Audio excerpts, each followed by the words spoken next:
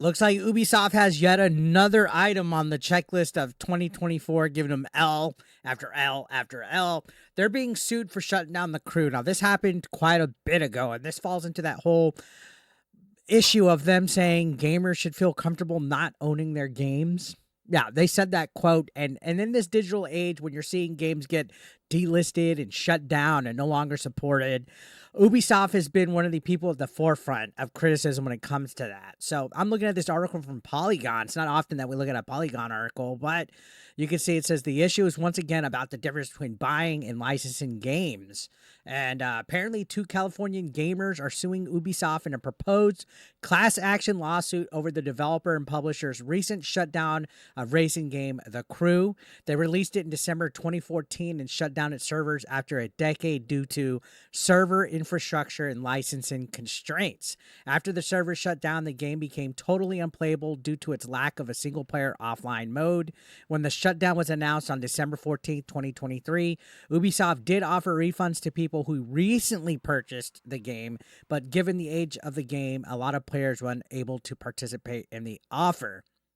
So that's kind of interesting. Of course, nobody's going to buy a game that was near a decade old when there's all sorts of other games coming out. So I bet there was not much in way of refunds, but I guess that was some kind of loophole that they had. Now, one of the people that was a lawyer in this lawsuit said this: imagine you buy a pinball machine and years later you enter your den to go play it only to discover that all the paddles are missing, the pinball and bumpers are gone, and the monitor that proudly displayed your unassailable high score is removed. Turns out the pinball manufacturer decided to come into your home, gut the insides of the pinball machine, and remove your ability to play the game that you bought and thought you owned. So that makes a lot of fucking sense. Now, this was filed November 4th, so a little over a week and a half ago, and people aren't happy with Ubisoft at this point in time to where they're constantly under fire, whether it's in regards to Star Wars Outlaws, Assassin's Creed Shadows, or even the situation with The Crew, which was talked about briefly when it initially shut down. But now that we're getting a class action lawsuit, this can't be good for them. This is already a company that's struggling. This is already a company that their stock is at an all-time decade low. There's rumblings of Tencent potentially buying them. This cannot be good for them at all at this moment. And you can see the lawsuit alleges this is exactly what happened when Ubisoft shut down its servers for The Crew, suddenly leaving consumers unable to access something they purchased and assumed they owned. The lawsuit says players were duped in two ways. First, by allegedly misleading players into thinking they were buying a game when they were merely licensing it, even if a player bought a physical disc. Second, that Ubisoft falsely represented the Crew's files were on its physical disc to access freely, and that the disc weren't simply a key for the game. Ubisoft is violating California consumer protection laws, the lawsuit alleges. And honestly, that's a lot of reason why I don't buy physical as often, because it's essentially just a key at this point. You download a game, you download some updates, and the it's just so much of a hassle to have to get your disc or your cartridge for the Switch and put it in just to access a game that isn't even on it. And it's this digital age where it's becoming more and more anti-consumer. And again, like I said, you're seeing it a lot more from Ubisoft at this point in time. Now, both plaintiffs purchased the game well into its lifespan in 2018 and 2020, respectively, on physical disc. The lawsuit says neither would have purchased the game on the same terms, an example price, knowing the game servers could be taken down, rendering The Crew totally unplayable, even in an offline mode. The lawsuit also covers the backlash to Ubisoft's decision to shut down the servers and not include an offline version of the game. It cites several games that turned servers off but patched in an offline option, like Knockout City and two of Ubisoft's own games, Assassin's Creed 2 and Assassin's Creed 3. Ubisoft responded to the criticism and vowed to include offline versions of existing games in the Crew franchise, like Crew 2 and Crew Motorfest. But the lawsuit says that does not amend the problem of the Crew's server shutdown. So they're in trouble, guys. Either way you slice it, Ubisoft, I guess, made a unfortunate oversight, and it looks like this lawsuit is going to be successful, in my opinion. And I hope other companies take note, honestly, out of this mistake. I remember I had The Crew. I think it was an Xbox Gold game, if I'm not mistaken, or at least one of the Crews was.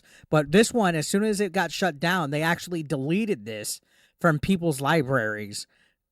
and refused to make an offline single player campaign.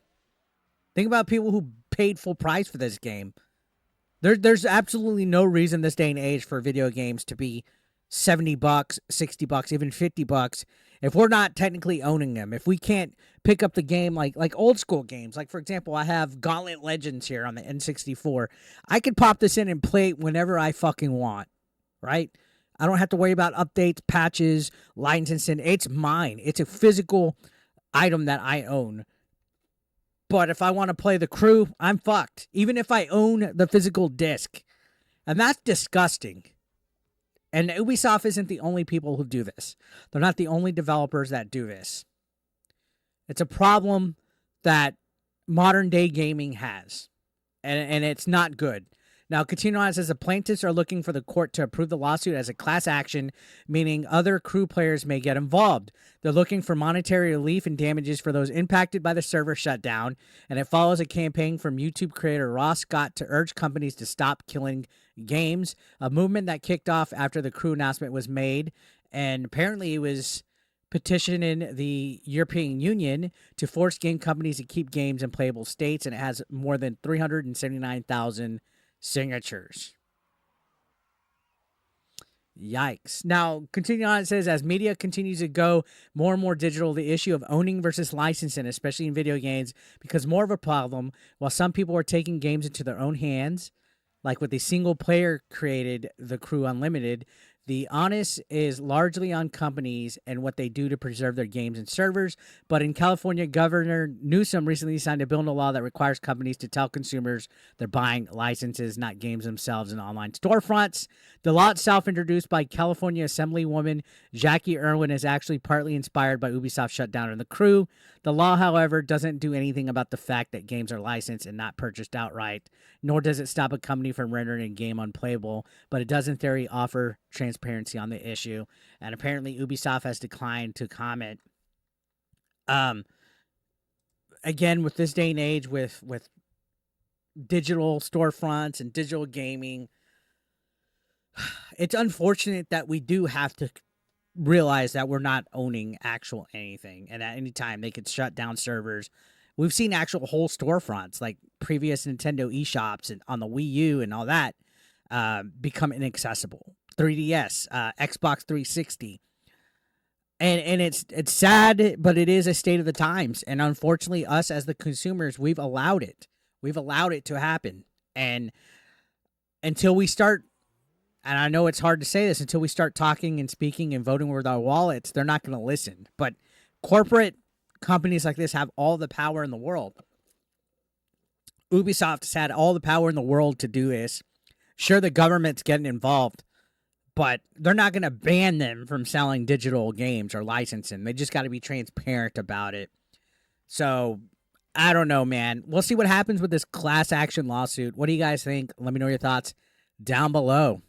And subscribe if you're brand new. Appreciate it.